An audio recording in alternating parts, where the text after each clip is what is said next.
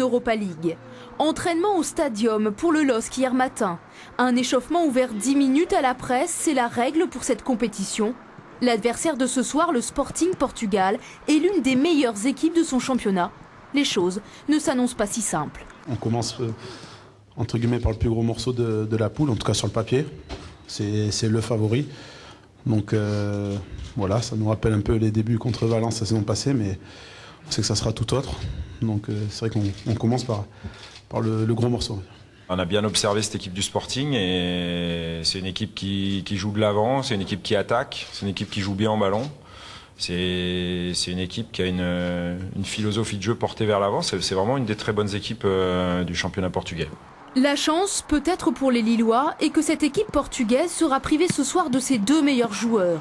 Finaliste de la Coupe de l'UEFA il y a 5 ans, le Sporting a un prestige à défendre. Les deux équipes ne se sont jamais rencontrées. Ce sera une découverte avant un match retour, prévu le 1er décembre. Pour nous, le Sporting doit toujours jouer pour gagner. Mais un nul à l'extérieur contre Lille ne serait pas forcément un mauvais résultat.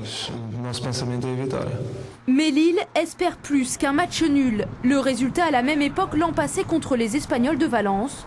Le club compte pour cela sur ses supporters pour faire la différence. Mathieu est lycéen au Shell, bon élève, il respire la joie de vivre. C'est un adolescent de 16 ans comme les autres, sauf qu'il est lourdement handicapé depuis la naissance et il aurait besoin d'un petit coup de main. Sa maman va devoir s'équiper d'un véhicule adapté. Du coup, la solidarité s'organise. Reportage de Frédéric Béal et Jean-Pascal Crino.